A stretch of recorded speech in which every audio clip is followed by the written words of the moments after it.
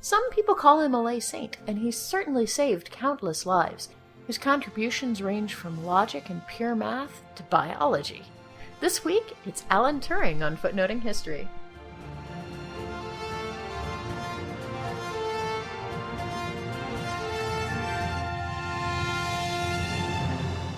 Hi, I'm Kirsti, and welcome to Footnoting History.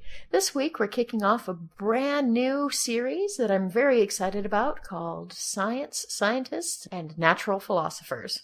But Kirsti, you say, this is Footnoting History. Alan Turing's not exactly a footnote. And you're right, he's one of the great giants of 20th century science. His work with the Enigma machine in World War II is becoming pretty well known, and anyone who uses the internet with any regularity has encountered a Turing test in the form of a CAPTCHA. But there's a lot to Alan Turing, and sometimes it's really important to see the points in which we could have done better. Alan Matheson Turing was born on the 23rd of June, 1912 in London. His parents, Julius and Ethel, traveled frequently between India and Britain due to Julius's position with the India Civil Service. While his parents were away, he and his older brother John stayed with a retired military couple in Hastings. From the beginning of his school career, his teachers noticed that he was quite intelligent, even genius, and his enthusiasm for school was completely admirable. In fact, when he was scheduled to begin at the Sherborne School in 1926, he didn't let a general strike keep him away. He bicycled 60 miles to get to school, including a stay overnight at an inn. That's more dedication from a 13-year-old than I've seen from most college students. He attended King's College in Cambridge from 1931 to 1933, and the following year he was only 22 years old and he was elected a Fellow of the college. A couple of years later, in 1936, both he and Alonzo Church both published papers arguing that the Entscheidungsproblem posed by David Hilbert in 1928 could have no general solution. Now, David Hilbert was looking for a way to create a consistent, complete mathematical view of the world. And the problem he posed was looking for an algorithm that would determine whether a particular statement could be universally valid across all potential conditions.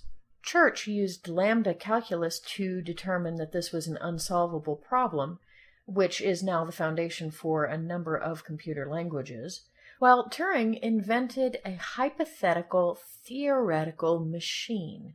This machine, now called a Turing machine, carried both its algorithmic instructions and the results along with it on an infinite tape. Now, this was not a real machine, but it laid the foundation for stored program computing. From the beginning, Turing was very interested in creating a physical computer that could function in this way. For the rest of his life, he bounced in and out of projects designed to create these devices. Turing's paper, titled On Computable Numbers with an Application to the Entscheidungsproblem, can be considered one of the great foundations of modern computing, or, well, at least theoretical computer science. Church was certainly impressed, and he took Turing on as a doctoral candidate at Princeton between 1936 and 1938. His dissertation focused and expanded more on this idea of the Turing machine, focusing particularly on the types of problems it could not solve. When he finished his doctorate in 1938, he returned to Cambridge, and in September he started working with an entity called the Government Code and Cipher School. Britain was facing a very real potential of war at this point in time, and the GC and CS was looking for educated professorial types. They chose their headquarters location, Bletchley Park, because it was convenient to both Cambridge and Oxford, and was only 40 miles from London. Far enough to be safe, but not so far that it was out of touch. On the 3rd of September 1939, Britain declared war, and on the 4th of September, Alan Turing moved from Cambridge to Bletchley Park. There, he worked on improving a Polish design called the bomba, which was a device to crack the Enigma codes that the German military was using to encode its secret communications. Changes to the Enigma had recently rendered the bomba slightly less useful, and the British team was working to create a more efficient and faster method of breaking the ciphers. Each branch of the German military had its own variations on the Enigma machines that were used to encode their messages, and Turing took it upon himself to work on the most difficult, the naval Enigma. Now, at this point, a lot of what he did during the war went unrecognized for a number of years because this information was not actually declassified until 2012. This should tell you exactly how important and how foundational the work he was doing was to cryptography and cryptoanalysis. Now, life at Bletchley Park was apparently very, very interesting. Employees ranged from professional military men to government officials to Cambridge, Oxford professors, and to random administrators and clerks. The grounds themselves were just as much of a hodgepodge. There was an ornate manor house paired alongside with ramshackle, slammed-together huts that just barely housed the important work that needed to be done. Turing's work on the naval Enigma was in Hut 8. And now, these hut names actually stuck with the projects even after they got better facilities. So Hut 8 later found itself sharing a brick building with several other departments, but it was still Hut 8.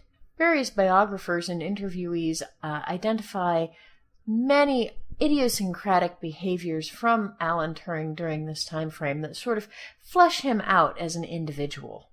For example, in June, when his allergies were bad, he was known to wear a gas mask when he rode around on his bicycle. I sympathize with that one. And the bicycle itself apparently had a chain that slipped its gears on an amazingly regular schedule. Instead of getting it fixed, Turing just counted the number of times he'd pedaled, and when it reached a certain point, he'd stop, get off, and manually adjust the chain. He was a fabulous long-distance runner who apparently almost qualified for Britain's Olympic team for the marathon, and rather than take the train to London if he had an important meeting, he was just as likely to run from Bletchley Park, 40 miles away. I'm sure the world benefited from the time he spent just running and thinking, but he certainly was not your stereotypical nerd who never goes outside. He was open and chatty, and despite a short engagement to Joan Clark from spring to summer in 1941, he was actually, for the time, remarkably open about his homosexuality. We'll be coming back to that point in a bit. Turing's role in cracking the naval Enigma allowed the Allies to reduce the efficacy of the U-boats in the Atlantic and thus permitted the D-Day attacks to take place much faster than they would have otherwise. As a result, he was awarded the Order of the British Empire in 1945, though the details of how he had earned it were still very hush-hush. Following the war, he returned to London to the National Physical Laboratory and worked on the automatic computing engine from 1945 to 1947. But he was pretty frustrated with the amount of secrecy that still remained around computing and cryptography, so he left that project before the engine was actually completed.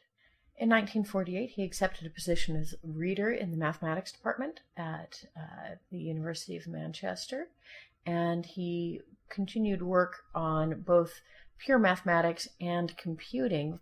It was there in 1950 that he developed the idea of the Turing test, which is a measure for artificial intelligence. That is, a computer could be considered intelligent, with air quotes around it, if a human could not tell that it was actually a machine in conversation.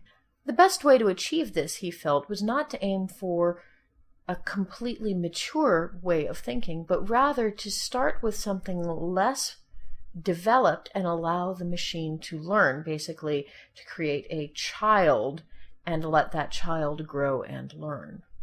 Now, the most remarkable thing about a lot of Turing's developments is that he actually was creating these ideas before there was hardware that could actually do what he was theorizing. He was writing software and creating benchmarks for computers that did not exist yet. His ideas of computing and computation affected not only British computer science and development, but also American and continental ideas of how computers should be developed and how they should store their programming information and their operating instructions. He and his ideas were reaching international acclaim, and that's when it all started falling apart. He began a relationship with a homeless 19-year-old man by the name of Arnold Murray, and on January 23, 1952, one of Arnold's acquaintances broke into Alan's house. While filing a report with the police, he admitted his relationship to Mr. Murray, and both men found themselves on trial for gross indecency. Turing pled guilty, and he was given a choice between imprisonment or probation with chemical castration. He chose the latter. His conviction cost him all of his clearances, and he was no longer able to work on cryptography or cryptanalysis, and as a convict, he was no longer allowed entry into the United States. But despite the effects that the hormones had on his body, he apparently was quite cheerful and maintained good spirits throughout the entire process of probation, and he continued his work throughout this time period. He started working on mathematical biology, specifically on the idea of morphogenesis, and he worked on that mainly between 1952 and his death in 1954. Morphogenesis is a model that explains how salamanders and cats and creatures like that get their spots through a process of both growth and chemical reaction. This model also explains how fingers and toes develop in the way that they do. And it has actually just recently been confirmed.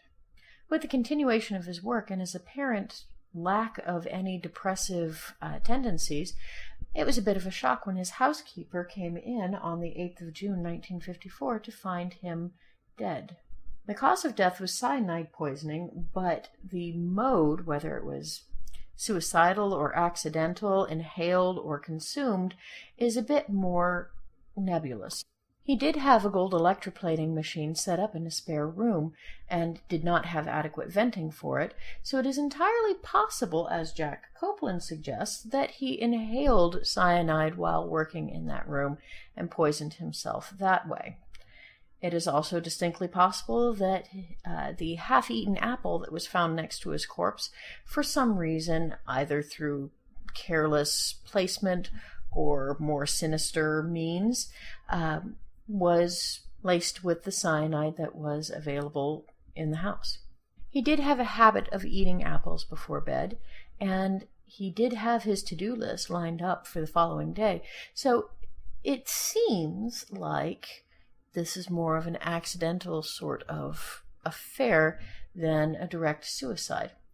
However, Andrew Hodges notes that he was fascinated by the fairy tale of Snow White, and the way that things were lined up gave his mother plausible deniability that this was a suicide. It would seem in his death he's giving us yet another unsolvable equation. By modern standards, the treatment that Alan Turing received when his homosexuality became a matter of the law is, of course, untenable.